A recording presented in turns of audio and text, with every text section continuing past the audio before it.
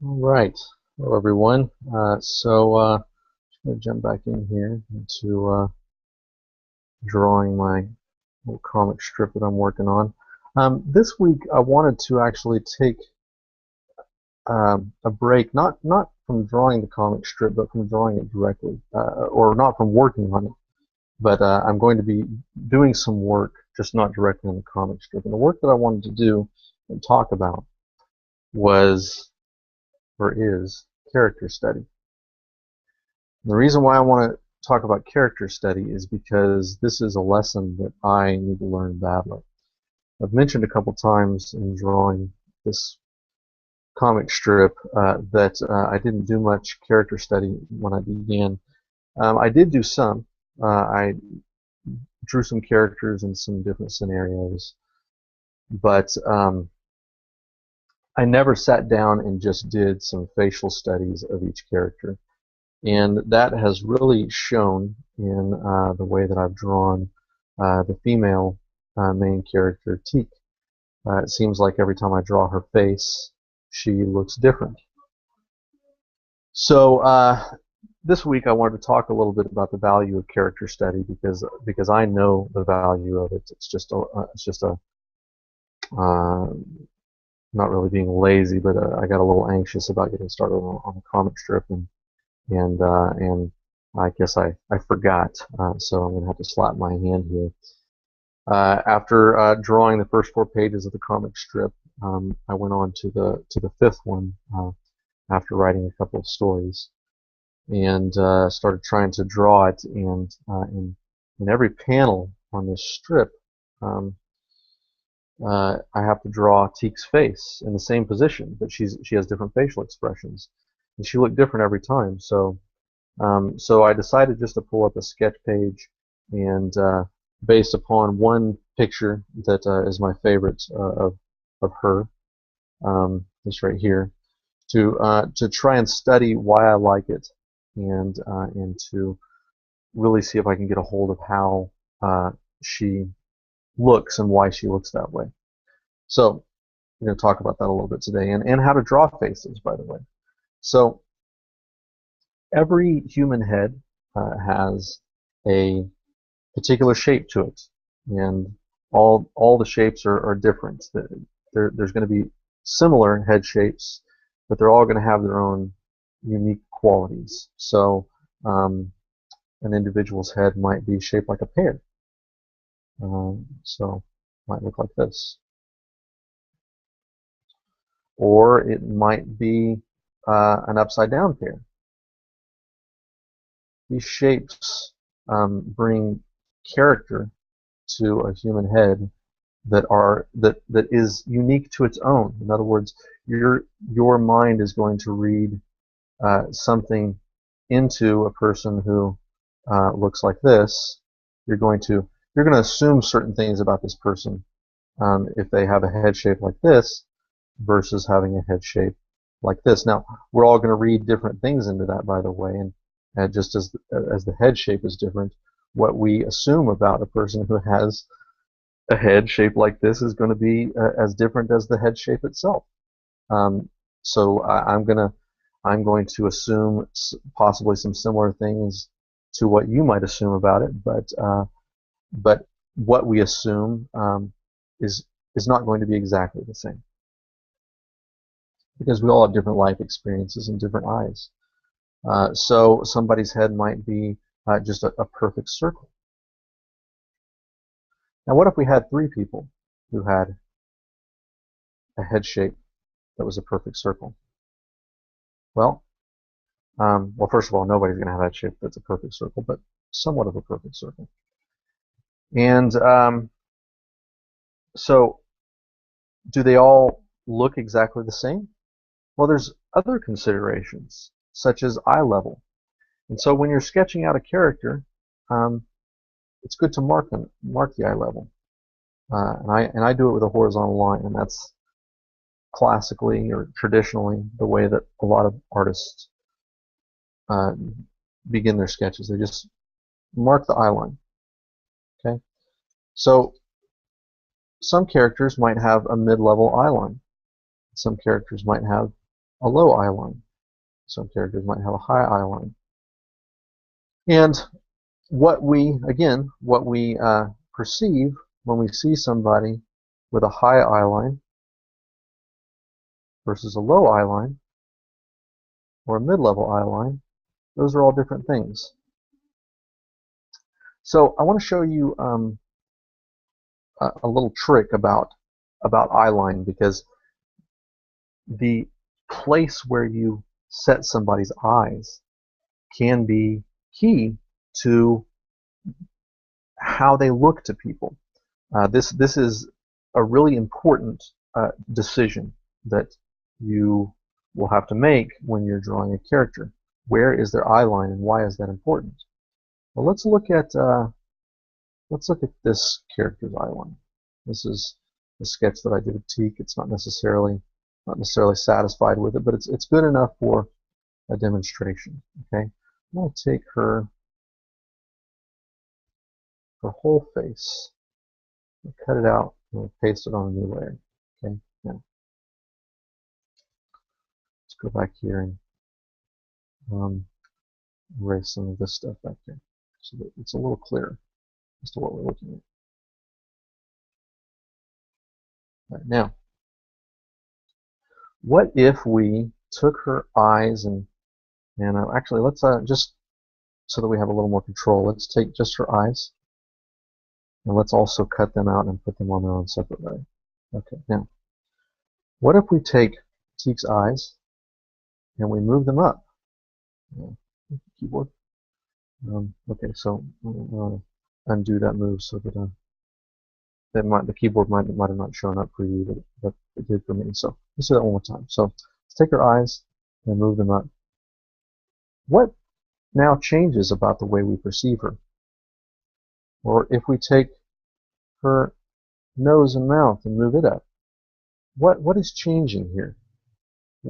Well, what a lot of people perceive, and maybe not you, but a lot of people do perceive a shift in age, because generally when a baby is born and during infancy and toddlerhood and young, just young ages for children, their eyes are set low on their head.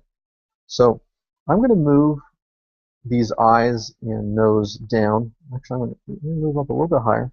I'm going to move them down a little bit at a time, and you ask yourself if she looks younger the more I move them down. Okay? So I'm going to move them down to here. And now I'm going to move them down to here. And I'll tell you what, give me just a moment here.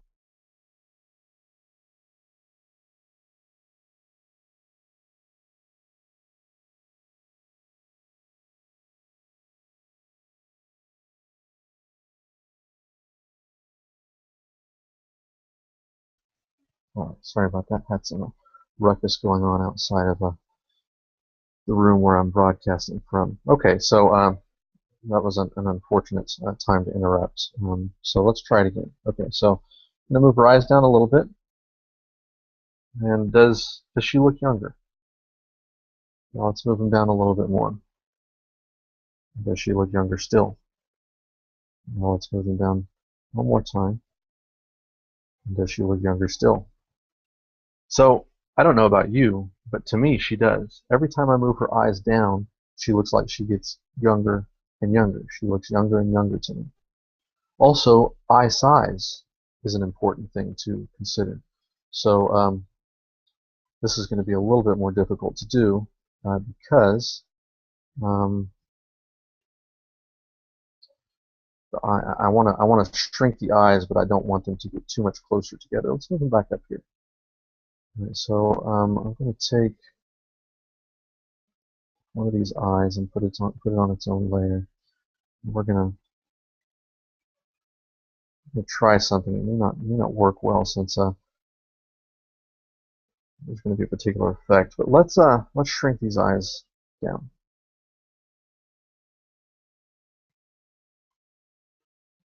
Okay. And then let's take his eyes and place them a little bit better. Okay. Now, eye size is also um, a feature that tends to be unique to age. Okay, so here we have her with a little bit smaller eyes. Our eyes don't really change in size. They do a little bit as we get older, but the thing that changes the most is our head size. Our head size gets bigger, so our eyes look smaller relative to our head size.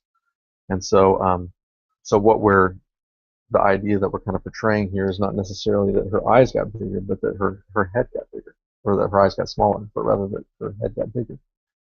So typically, a smaller eye size is indicative of older age, just like a higher setting of the eyes on the head. So I'm going to make these big again. There we go. What do you think? Does she look younger now? So smaller eyes, and and now let's move everything up just a touch, just like that. Doesn't she look older now? Let's undo those changes, and now let's move her eyes back down. Okay.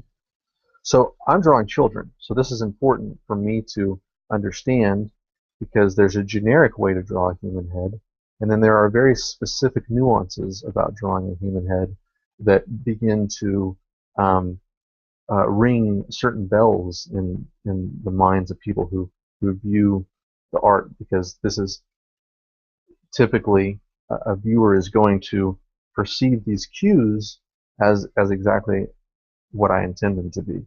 That this is a young person, this is a child.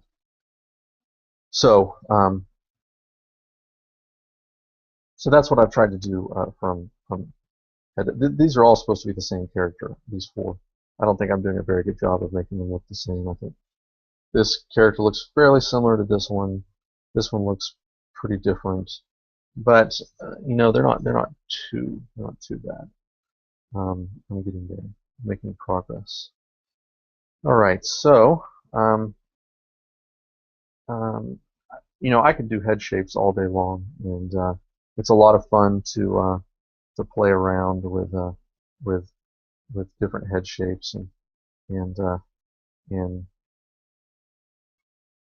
you can come up with some funny characters that way, and that's a good exercise as a growing artist is to draw yourself some wild shapes.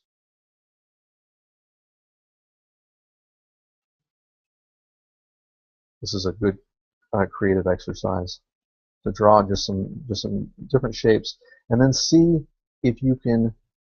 Uh, there's two different ways to do this. You can see if you can make anything out of that shape. Well, there's actually lots of different ways, but two different exercises that I've gone through are, you can see if you can, what you can create out of this shape now. Like this might be um, a mouth, or it could be some sort of funny hat, or specifically to this exercise, see if you can make a human head out of it. So that's where this gets fun for me, because I like to draw people. So this guy might look like this, and this might be his hair.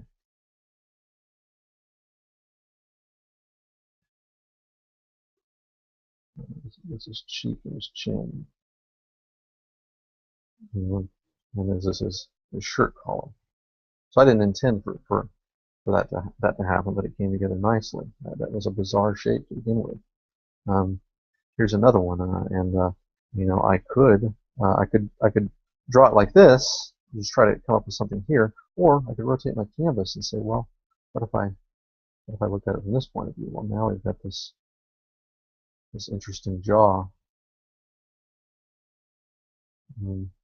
Maybe his hair is slicked back this time. And maybe he's got a massive underbite. And a thick neck. Okay. So So we can do this all day long, but this isn't really what I wanted specifically what I wanted to talk about in character design. I actually wanted to do some work on Teak to see if I could get her to look more consistent when I draw her. But you probably would have been a lot more bored with that. This is a very interesting exercise that you might want to try yourself. For now, I'm going to get rid of these. I'm just going to try to do a quick erase job here. Okay, we'll clear that layer, and just about got it. There we go. Erase that little bit that's left. Okay. And back to work. So I'm going to pull Teak's head right here down a little bit. We're going to go to a new row. And one thing that, I looked at this face here and I asked myself what I like about her features, what I want to bring forward as I draw her over and over again, from comic strip panel to comic strip panel. And the things that I really want to bring out about Teak is that she's not super girly. She's a little. She's got some meat on her bones. She's a cute girl, but she's not necessarily a she's certainly beautiful, but not in a conventional way. She's not a beauty pageant contestant. In other words, she's more of a and in the story, she's very physically active. She does a lot of the physical work when it comes to the building of the ship they're working on, such as welding and hammering and just really getting her hands dirty. And so she has a little bit of muscle on her, and her face is not some slender model's face. It's a thicker face, a rounder, and these are the things that I want my viewers to fall in love with about her. I want the purpose of this character. In fact, originally when I created this comic strip, I had two boys, and I actually got rid of one of the boys, and before I even started the story, I was just doing character design, and I brought Teak into the picture because I wanted my daughter to have a character that she could identify with. Now, my daughter is very beautiful, but I don't want my daughter growing up feeling like it's the most important thing for a girl is to be beautiful. I want her to feel like there are all kinds of different girls in this world, and she can be her own person. So I wanted to create this character to challenge some of the norms. So it's important that I keep that in mind when I'm drawing Teak over and over again, because she has some subtle, unusual qualities about her that I want to preserve, and that can be challenging. So her face is kind of an even oval. It's not bigger on the top or the bottom. Her jawline is not well defined. It has a nice, smooth, round shape to it, like this. Her eye line, since she is a child, is not in the middle. That's where adult eye lines tend to land, is right in the middle of the head. And if you don't mind getting caught staring, you can look at people, your family members and your friends and strangers. You can observe their face, and typically you'll see if you can do a measurement from the top of the head to the bottom of the chin. You don't want to stick a tape measure up to their face, but if you can kind of with your eyes kind of judge the distance, you'll see most people, their eyes tend to land somewhere close to the middle. But for a child, as I said before, it's going to be somewhere towards the bottom. And I think that if you sort of section off this face into 6 parts,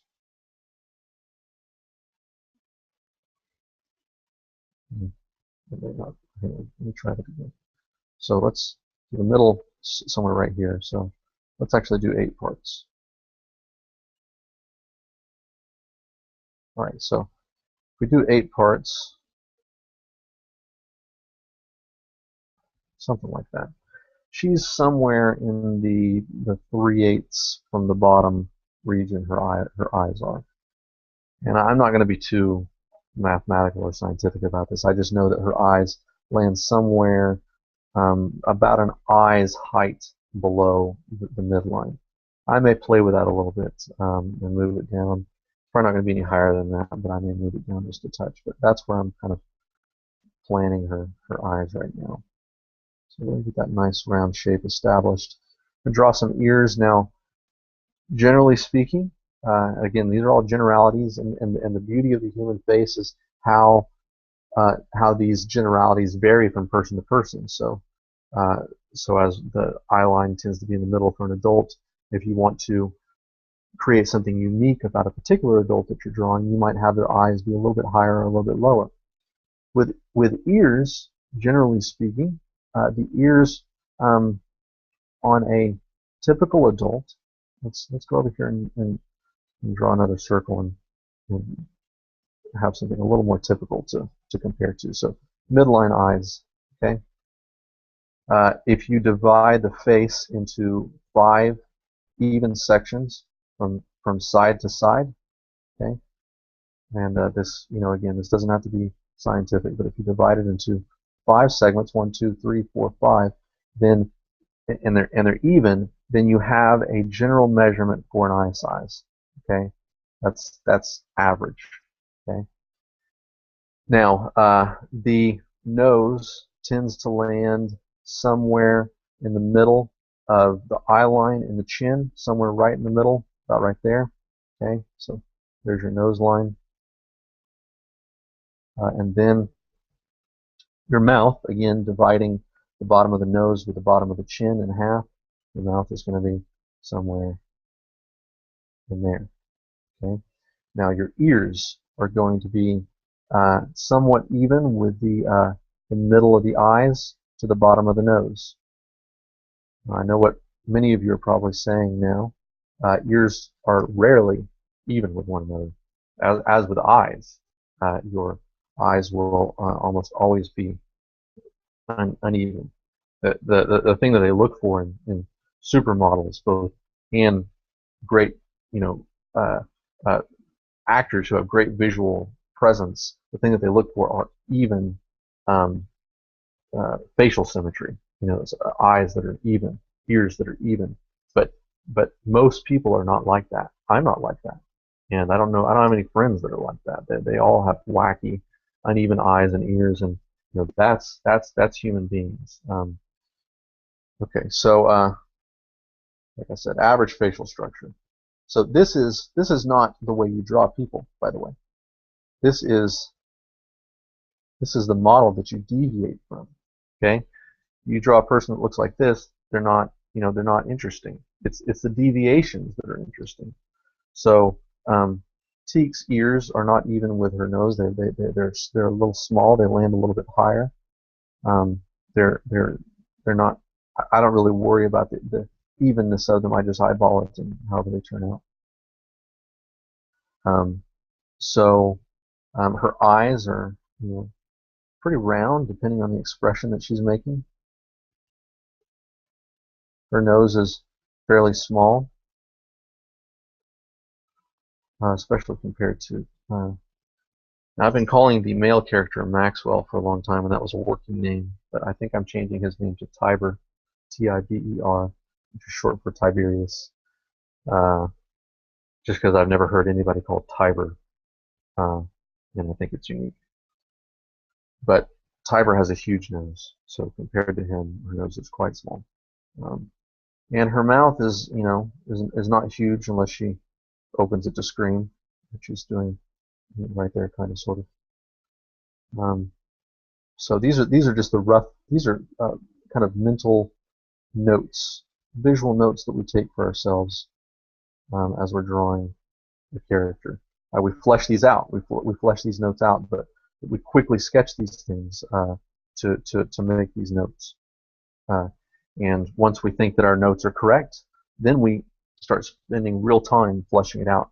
If our notes aren't correct, then we haven't taken a lot of time to do it, and we can quickly erase and adjust our notes. Okay, these are all notes, visual notes.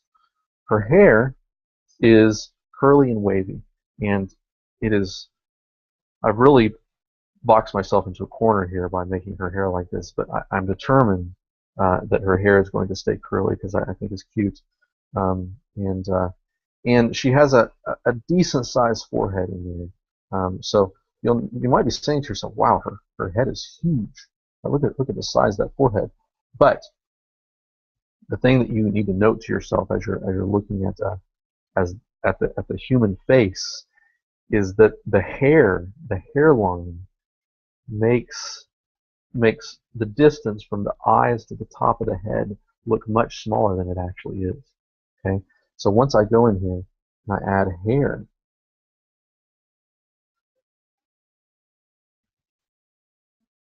then that head starts looking a lot less high, doesn't it? Let me just erase this line so we can forget what it used to look like. Doesn't this really change the perception of the height of the head? Let's back it up again and look at how it did look. Look at that. It's amazing. And if you don't make this note yourself, when you draw characters, if you don't note how it works in reality, then you will end up drawing characters that don't look convincing. They're not sellable to your viewers. You know, I mean, there are certainly all kinds, especially these days in cartoons, there's all kinds of just major deviations. But if you are trying to portray to your viewers a remotely realistic human head, you need to note certain nuances, and this is one major illusion that is sometimes hard for artists, young artists, to grasp, is how high the head is, the distance from the top of the head to the eyes are, even in adults. It is super exaggerated in children, since their eye line tends to be even lower. So, anyways, let me see if I can get her hair down a little bit better. And I really haven't come up with a good method for drawing her hair. I was thinking what I used to do was I would do circles. And I would just kind of try to do different circles all over her head and see if I could create a pleasing shape with those circles. But they only sometimes wound up being the shape that I really want. And there's something about this shape here that I really enjoy. And it poofs out in the back, but she's running too, so it's a little bit higher than it normally would be. And then also, from looking at it from the front, I'm not sure, it's not going to stick out that wide. It's not an afro. It's just a loose, really curly, but looser than an afro type of curl. So I don't know. I think that I want to experiment a little bit here on camera. Try to come up with a method that I have more control over. And what I was thinking was, instead of circles, kind of pretending like it wasn't curly hair at first, draw it as if it's sort of has a straight, more controlled shape. And then when I'm done with that, going back in the final draft and filling in that shape with curls. So let me just play with that for a second. I'm going to go to silent here. I'm actually working directly on the comic strip that shows me. I have a lot of silent time in them, way more than my director Sean is comfortable with.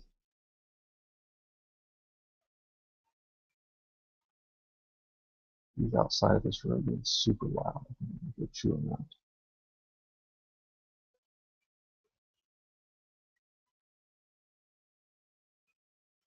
Okay, so am I happy with that? Oh, I like the way her hair came out in this drawing here. So, and that is kind of one big circle, isn't it? It kind of dips in here, but average, it's kind of like a tall dome, and then you go on the body from there. So maybe it's as simple as that. Let's see here. So where does her hair land here? It's kind of halfway between the top of her head and her eyes. So let's start it there. And let's draw this dome shape. Pull her down a little bit.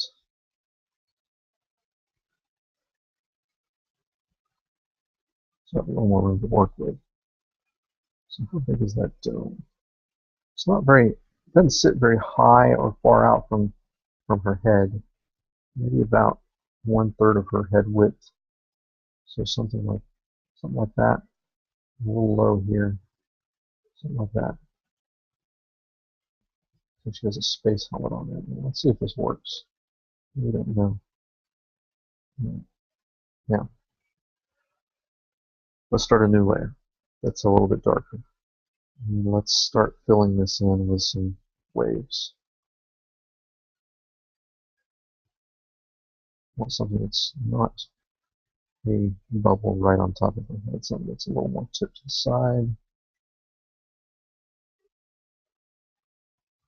Yeah, figure this out.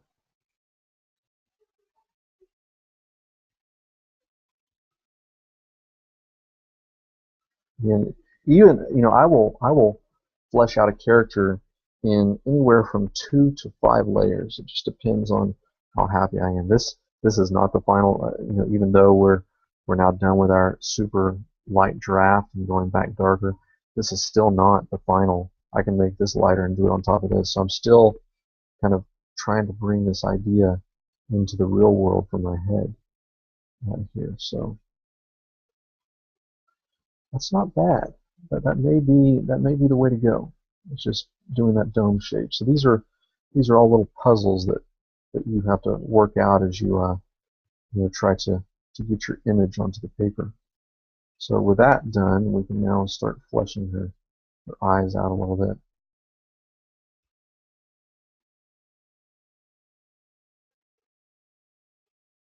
Which is a little psychotic there, doesn't she? So try that again. The thing I like about the eye shape over here, even though her eyes are super wide in this shot, but I like how the bottom of her eye is less curved than the top, and all of the shape of her eye is at the top. So let me see if I can capture this here without her looking. The real challenge has been to capture the spirit of that picture without her looking super excited like she does here. What does she look like when she's calm? So let's see if we can capture some of that. So why aren't I drawing the whole line like this? Well, the lines, the things that define our features on our face are subtle. They are not blunt. So sometimes leaving lines out for the purpose of implication to allow your viewer to fill in the blanks can bring that sense of subtlety that exists in the real world. Cross that in. So now she's squirrel hunting. Let's try that again.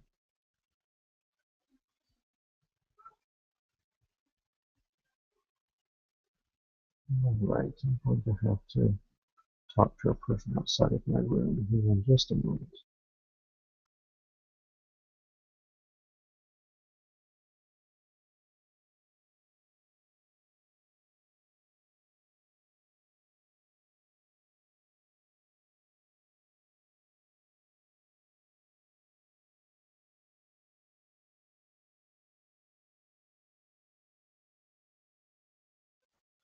All right, sorry about that. I'm back.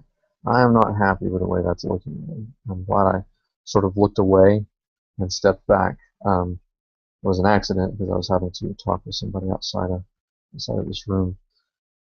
But I'm glad I stepped away because this is not at all what I want to achieve here. So we're going to erase that. Her eyes, I think, are too wide. She has rounder eyes, and maybe I may have to, when she's, when she's not, when she doesn't have wide eyes, I may have to. And I think that's the key. I think I'm hanging on too hard to this eye shape here when she's all excited.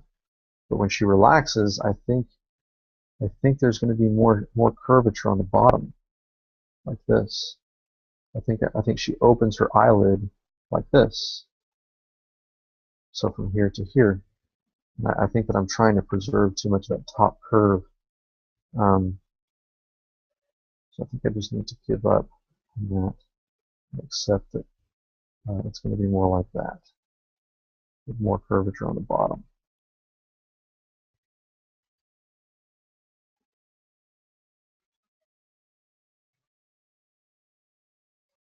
That's not bad. It's not bad.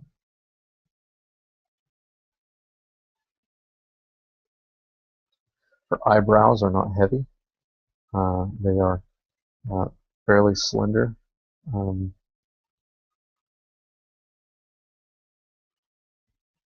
like that expression. That's a gentle expression. It's very difficult, at least for me, to capture a gentle expression because and I'm going to talk about this for a moment. Let's see what time it is. It won't be much longer on this show, even though I started late. Again, we're trying to work out the workflow for this show because it's so much different than the rest, and so there's going to be some kinks for one or two more shows possibly. We'll run a little bit behind, but hopefully it won't last too much longer. I want to preserve that eyebrow, but I also want to get rid of it because I want to talk about how much difference placement of the eyebrows can be.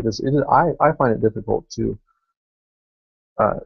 draw a gentle expression because the placement of the eyebrows is so key. If I tilt the eyebrows even slightly, now she looks maybe not angry, but perhaps focused is the word for that. If I tip it back just a little bit, but don't go quite back far enough, she still looks a little focused. If I tip the eyebrow back more,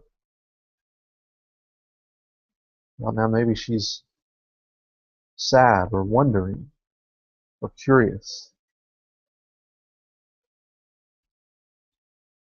But that neutral angle is not, by the way, it's not flat. It's not a flat shape. It's more of a curve along with and it may be different from person to person depending on their head shape. But in this case, it's a curve that sort of ends evenly on one end, on both ends. And now we've got this gentle expression. The shape of the eye is really helping, but the eyebrow, you have to be very, very careful at the angle that you place your eyebrows.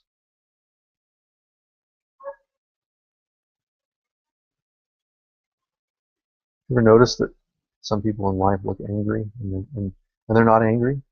That's just the way they look, and it's because their eyebrows are in a certain position, or some other nuance about their face that's the way their neutral face looks. But to other people, they look angry. Or maybe somebody who looks like they're always sad because their smile is so subtle. I realized when I was a kid that when I thought I was smiling, to other people they couldn't tell I was smiling. When I was, maybe not ecstatic, but just happy or content, that it looked like I was just either calm or neutral or possibly disconnected. I took some drama classes as a kid, and so it was important that I kind of work on having a genuine looking smile. See, that's the trap. Not a genuine smile. My smile was genuine. I was genuinely happy. But one that portrayed more to an audience when I was happy. Um, but it's not important for everybody. You know, I almost drew her top lip, but I don't really draw her top lip. Not interested in her, lips being full. I want a subtler mouth shape.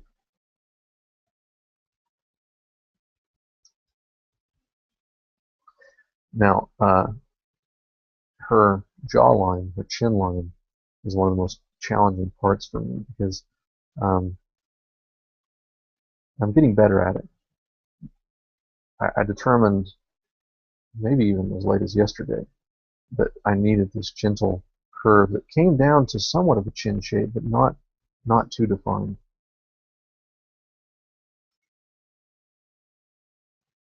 And finally, her ears.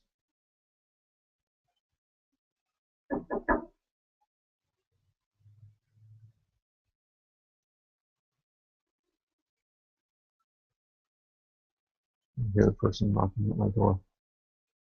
I'm not going to answer. Okay. And then, once you have the head drawn, you're not done. You're not done with the all the all their features, because you still have the neck and the shoulders, and believe it or not, these play a role in how the face is interpreted. So, does she have a thick neck, or a thin neck, or somewhere in the middle? I think it's somewhere in the middle.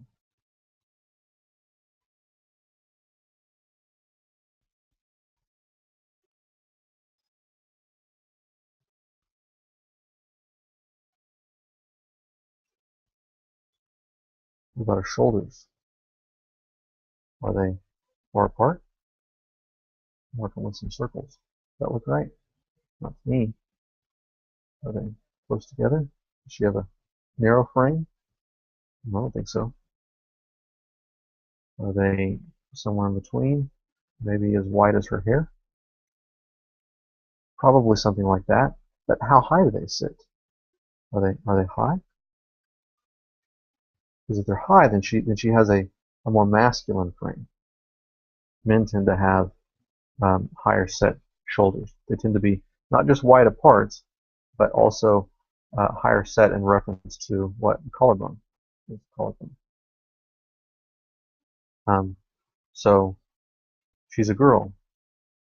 Generally speaking, whether girls' shoulders are set wide or narrow, they tend to sit a little bit lower.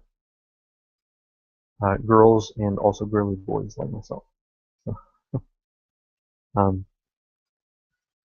I don't have uh, a real athletic frame, and I guess when I say a masculine frame, I'm talking about an athletic frame. And these are words that can lean towards prejudice, but uh, we interchange those terms, masculine frame with athletic frame, because usually when people draw men in comic books, they are athletic looking. But most men are not athletic. Or not. I mean, well, most men are interested in athletics, and they have somewhat of a sports gene in them. But most men are not, Olympiads. Their frames are anything but that of a football player. And sometimes their shoulders do tend to sit lower than the collarbone. Um, and this, everybody's unique, and you can't, if you're going to create unique characters, you can't stereotype in the way that you create your imagery, or you will not, you'll be lying with your lines. This isn't the way that the real world is.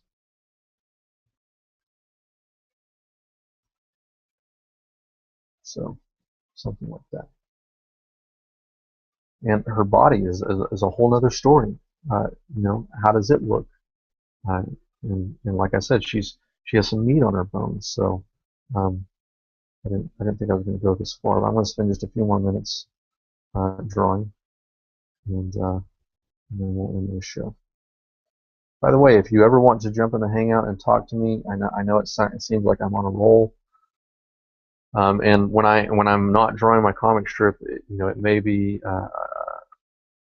harder to just sit and talk with me if I'm trying to talk about something in particular. But particularly when I'm just drawing my comic strip, if you want to jump in and talk to me, I put a link directly to the Hangout where you can jump in, and it'll still show it'll still show what I'm doing on the screen here. Oops. It's like I accidentally closed in the studio. No, wait a minute. There we go. All right. Let's switch that back.